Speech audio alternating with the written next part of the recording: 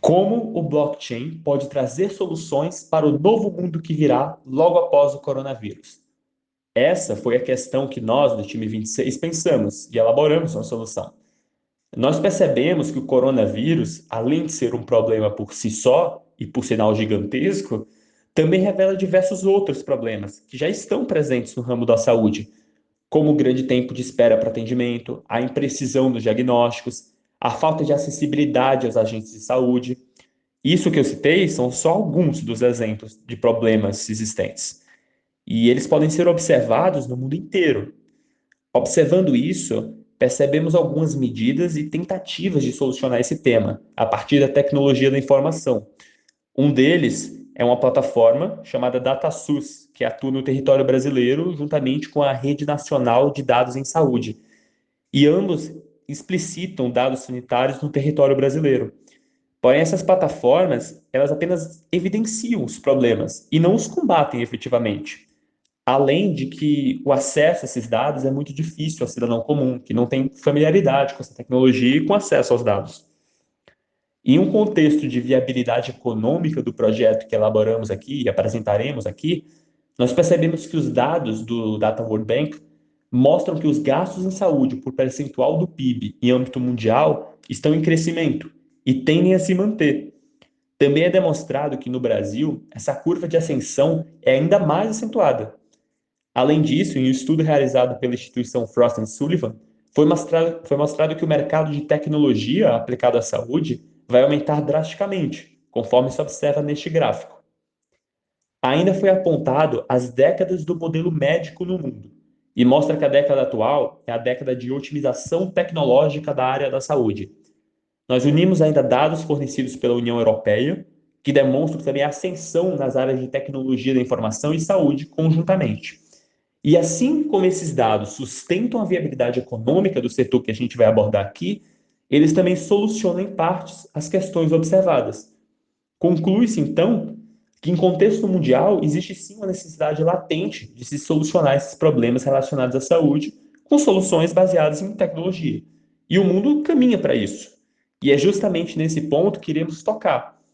E nós queremos suprir essa necessidade de um modo que os dados não apenas mostrem os problemas, como acontece na maioria dos casos, mas que eles sejam efetivamente agentes de mudança.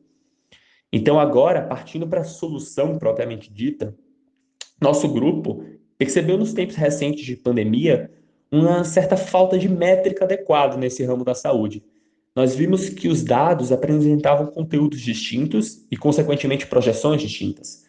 Um sistema que seria centralizado de informações poderia convergir esses dados em valores comuns e, com isso, criar projeções assertivas. E a nossa proposta é justamente criar um sistema de integração desses dados, utilizando para isso uma estrutura descentralizada, que seria do blockchain. E aí vai uma pergunta, a pergunta-chave do nosso projeto. Quem se lembra dos últimos exames que fez? Ou onde guardou os papéis desses exames? E quais foram os últimos diagnósticos?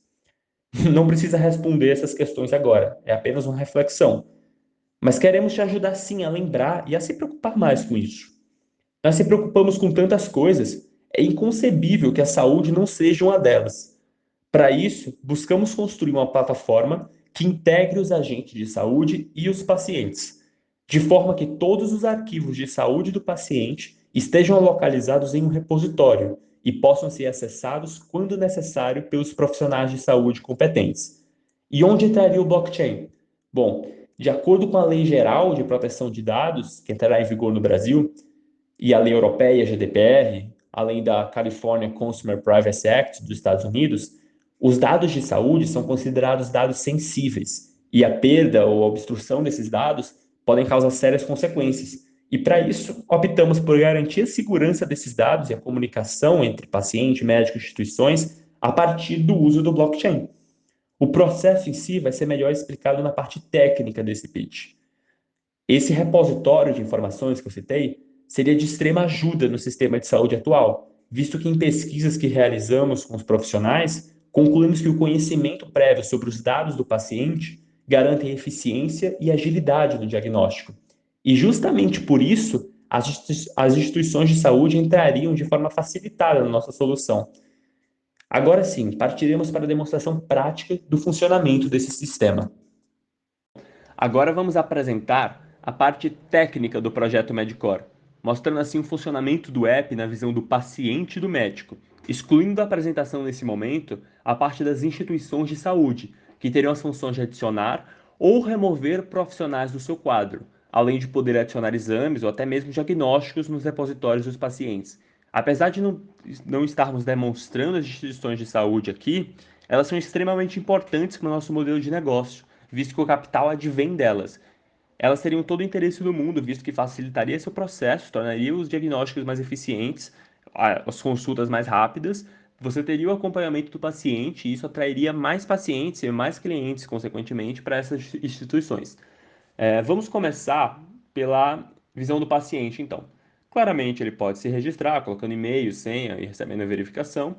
Os médicos também acessam por aqui, registram por aqui, as instituições também. E vamos lá, login. Esse login, se você colocar um usuário que é um paciente, ele vai para a tela de paciente, se for um médico, para a tela de médico, se for instituição, para a tela de instituição. Ele coloca as informações e clica em login. Aqui já aparece diretamente a foto dele, que ele pode colocar, algumas informações que podem ser adicionadas, mais informações relevantes no futuro, medicamentos, que seriam os medicamentos que ele utiliza, doenças, que vamos colocar um exemplo aqui. Ele mostraria todas as doenças ou alergia que essa pessoa tem. Você pode adicionar mais doenças, o que não é muito legal, ou remover. Voltando então. E aqui convites, que segmenta duas partes muito interessantes. Vamos um exemplo para entender melhor. Eu, por exemplo, tenho um cardiologista e eu sempre vou nele. E seria muito interessante se todos os exames que eu colocasse, ele conseguisse ver.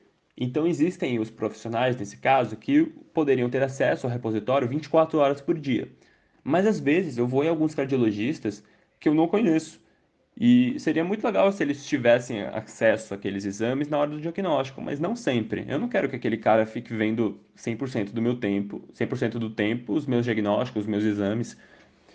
Então, esse convite, na hora da consulta, você pode convidar um usuário, ou um médico, possivelmente, para conseguir ter acesso na área que você pré-definir, por um tempo que você também pré-definir, ao seu repositório de exames e diagnósticos já feitos.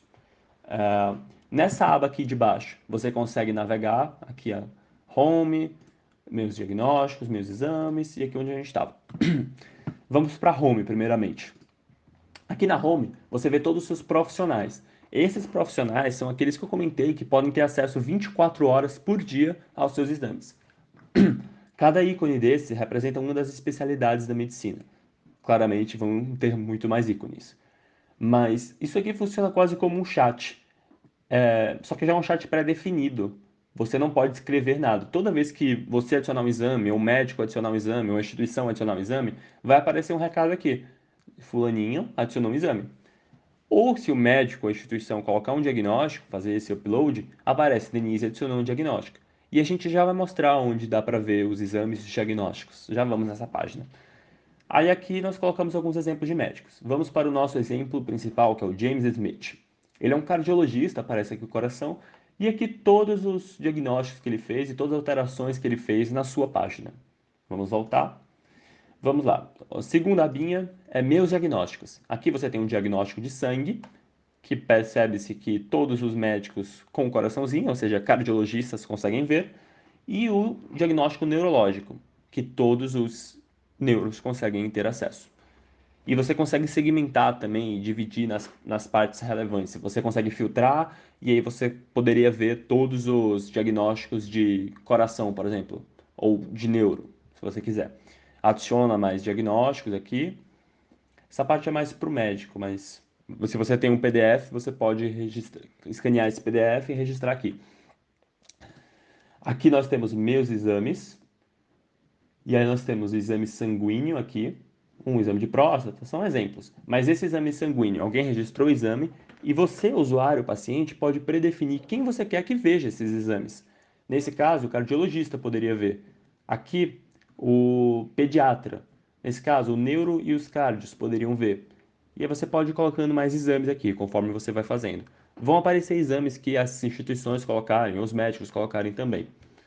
E aqui terminamos o nosso tour da parte de paciente. Partiremos agora para a parte do médico. Bom, vamos apresentar agora a parte do médico. Claramente, ele pode fazer login e o registro de cada médico se dá pelas instituições que ele trabalha. Então, as instituições vão, colocam o e-mail do médico e o enviam um convite. E assim ele pode acessar. Dessa forma, a gente evita que pessoas que não são profissionais da saúde se registrem no sistema. E isso pode causar alguns problemas. Bom, e a responsabilidade por esse cadastro seria das instituições de saúde, e não nossa. Apertando em login, aqui nós temos a tela, ele apertaria em login de novo, esse médico. E aqui nós temos o nosso médico Pedro Cabral, um cardiologista que trabalha apenas na clínica XYZ. Aqui poderia ter várias clínicas ou várias instituições. E aqui os convites que ele receberia para acessar o repositório por aquele tempo pré-determinado que eu citei. Aqui o médico Pedro. Quando você clica aqui na casinha, aqui tem todos os pacientes, naquele mesmo esquema de mensagem que eu já tinha comentado, e ele pode clicar nos pacientes e ver algumas informações sobre eles. Então, aqui no caso, ele pode acessar as informações, vamos ver, Guilherme Regueira. Ele consegue acessar os exames e os diagnósticos. Vamos lá, exames. Aqui tem todos os exames que o Guilherme adicionou no repositório dele, que logicamente estão filiados à cardiologia. Os outros exames, como por exemplo, pediatria, que estaria com o símbolo de pediatria, ele não conseguiria ver. Voltando então, em diagnósticos, ele pode adicionar diagnósticos e ver outros diagnósticos que já estão ali colocados. E é basicamente isso a funcionalidade do médico. Agora vamos explicar a parte do blockchain e um pouco mais a parte técnica dessa transmissão de dados, a fim de garantir essa segurança. Vou apresentar agora acerca do blockchain. Tentarei ser mais sucinto nessa questão. A transmissão de dados ocorre da seguinte forma: o paciente, que seria cliente, que seria o cliente e o médico, importam e exportam dados da plataforma do Medcore, que por sua vez importa e exporta dados de um banco de dados, que seria a carteira digital de saúde, também no Medcore. O acesso a essa carteira digital é dado via uma chave privada, que o cliente e o médico poderiam se utilizar dependendo das informações destinadas para cada setor. Então, ele acessaria essa carteira digital e conseguiria ver ali os seus dados. Na questão da transação e do blockchain, funciona da seguinte forma: o médico solicita o acesso a essas informações e o cliente concede o acesso, tornando assim uma relação de smart contract, que trabalharia com a criptografia envolvida. Assim, os dados seriam protegidos. Para se fazer upload de exames e diagnósticos, o médico colocaria sua assinatura por meio do smart contract nesse diagnóstico, passaria por uma criptografia que chegaria então até a carteira digital e assim o cliente, por meio da sua chave privada, consegue ter acesso. E assim finalizamos nosso pitch. Muito obrigado, nós somos o time 26.